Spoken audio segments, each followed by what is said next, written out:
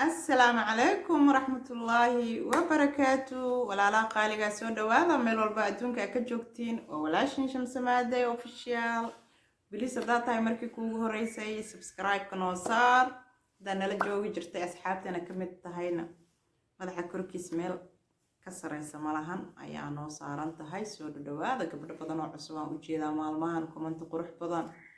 thank you very much walaaleyga qaaliga aad iyo aad ayaa u mahadsantihiin ii soo dhawaada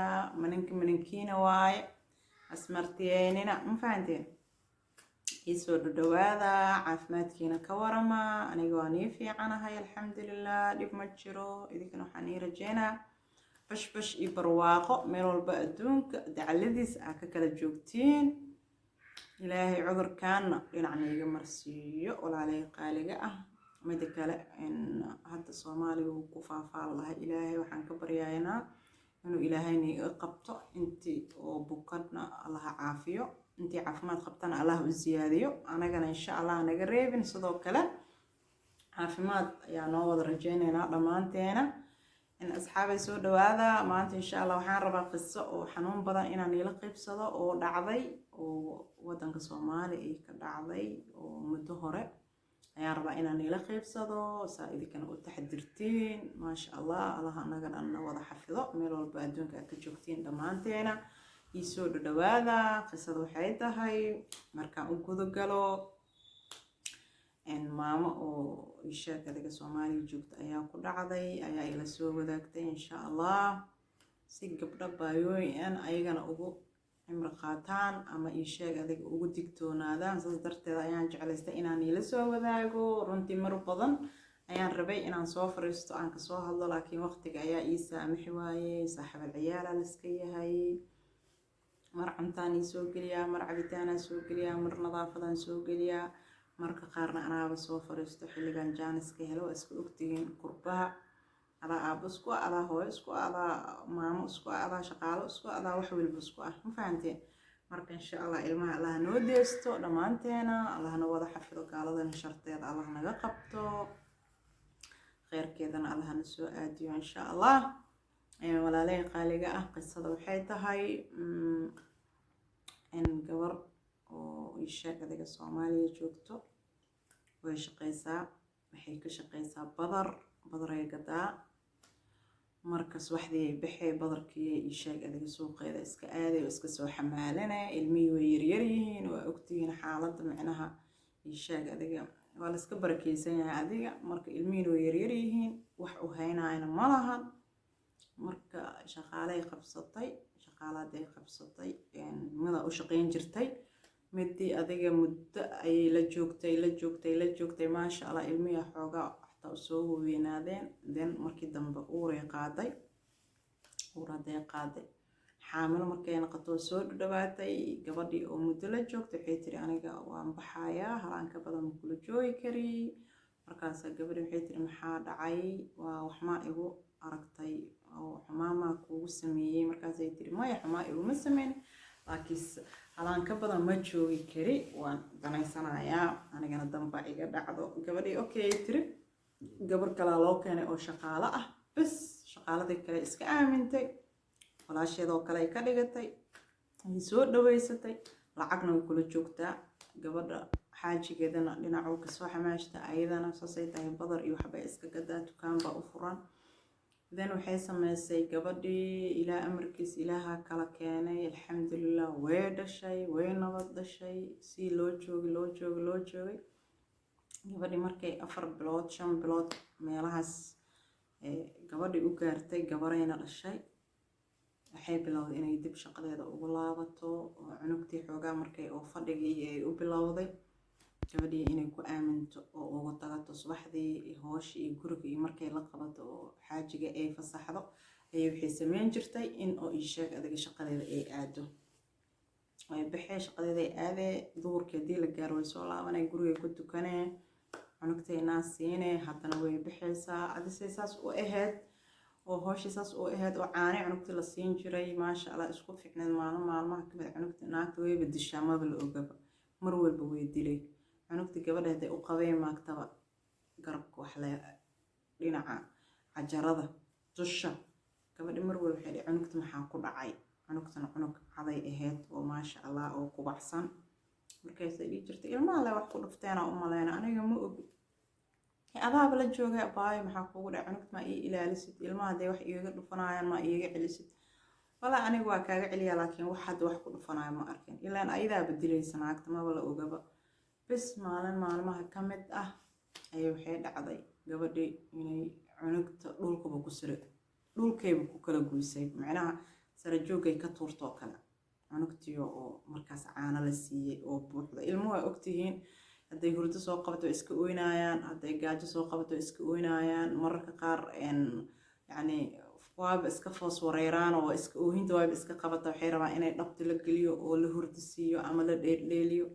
cunugtiina way yartahay soo maha ilaa naagta maskaxdayba ka gashaa umaleynaa cunugtii dhulkay kusii daysay dhac markay dhulka kusii daysay cunugtii aan ku dhahay tacabaanay noqotay asaa markay ma ooynaya ay tiri way la suuxday asaa markii dambe waxay tiri dariskay u gargaracday waxay tiri hooyada taleefon iigu diray cunugtii waa kasi la ahay bes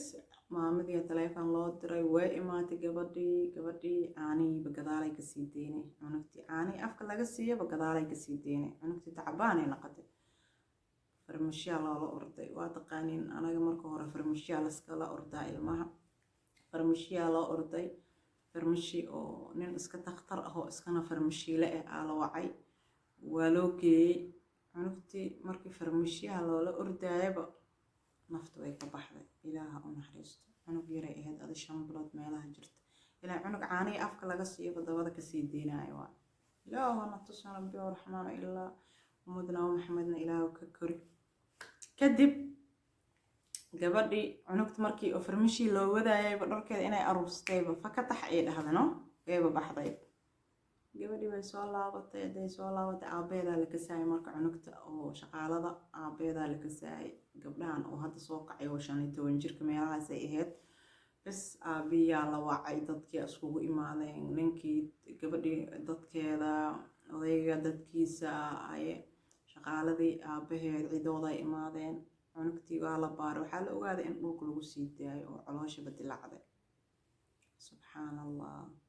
bes markii dambe maxaa la sameynahay wax la sameynayo malaha odaygii gacantuu madax saartay oo aabaheed ahaa bes gabadhii waxay tiri gabar ahlul iimaan ay ahayd maasha allah halkaan aan ka salaamayaa kadib waxay sameysay cafisay doorbid waxay tiri anaa gabdhe ilmahaygu ku aaminee ee waxna niimahaysti waxna yaa la iisoo qabanin taas ka maqnaato bes gabadhii sidii iskaga aamustay ee iskaga sawirtay shaqadiina sidii iskaga dhaaftay gurigay kusoo xarootay waxay sameysay in guriga dukaan ay ku furato oo waxay iida gada jirtay gurigeeda ay ku dhex gadato oo ilmaheeda haysato hadda kadib in cunug naag ay ku aaminin ayay go-aan ka gaartay bes waxay sameysay hadda kadib waxay tiri gurigeyga ayaan ku dhex shaqaysanayaa ayaa ii sheeg adiga wixii aan qabsanayo wax alaal wixii ilaaha yacni iigu talagalay gurigeyga ayaan iskaga iimaansanayaa marka walaalay qaali waxaan ii sheegayaa gabadhaas qisada ku dhacday wayna la soo wadaagtay haddana sabir jamiilaan leenahay waa mar hore qiso mar hore dhacday waaye qiso oo hadda dhacay ma ahan adi muddo 6 sano 7 sano ka soo wareegatay marka taxdira oo ilmihiina ilaashada oo shaqaalooyinka ka ilaashada haddaad shaqaalo aad tahay gabar walaashaada ama ina adeertaada ama dumaashadaada hadday ahayn ama hooyada ha ku aaminin gabar shaqaala ilmo cunug waa loo qarinaa in dhulka lagu sii daayo ayaa santa lagu saarayaa cunugii ma hadlaayo